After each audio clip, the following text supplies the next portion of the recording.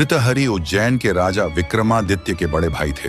वे एक न्यायप्रिय और पराक्रमी राजा थे, लेकिन उनका मन सांसारिक भोग विलास में अधिक था। उनकी रानी पिंगला से उन्हें अपार प्रेम था। एक दिन एक सिद्ध योगी उनके दरबार में आए और राजा को एक अमृत फल दिया। योगी ने कहा, यह फल जो खाएगा उसे अमृतत्व प्राप्त होगा, इसे अपने सबसे प्रिय व्यक्ति को दो।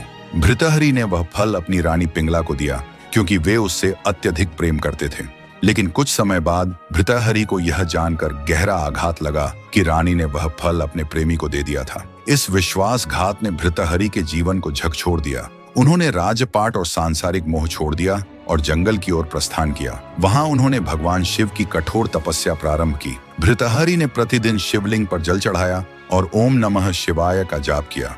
उनकी तपस्या इतनी कठोर थी कि देवताओं के लोक तक इसकी गूंज पहुंची। कई वर्षों की तपस्या के बाद महादेव प्रकट हुए।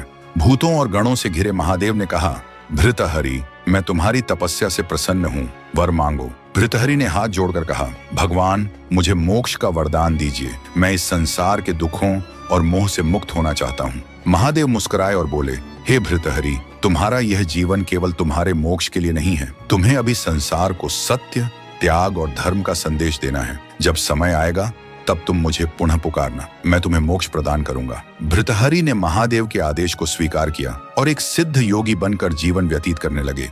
वे अपने अनुभवों और शिव भक्ति के माध्यम से लोगों को धर्म और सत्य का मार्ग दिखाने लगे। उनका जीवन लोगों के लिए प्रेरणा बन गया। अंततः अपने जीवन के अंतिम क्षणों में उन्होंने पुनः भगवान शिव का स्मरण किया। महादेव ने उन्हें दर्शन दिया और कहा, तुमने अपनी सांसारिक जिम्मेदारियों को पूर्ण कर लिया है। अब समय आ गया है कि मैं तुम्हें अपने स्वरूप में विलीन कर लूं।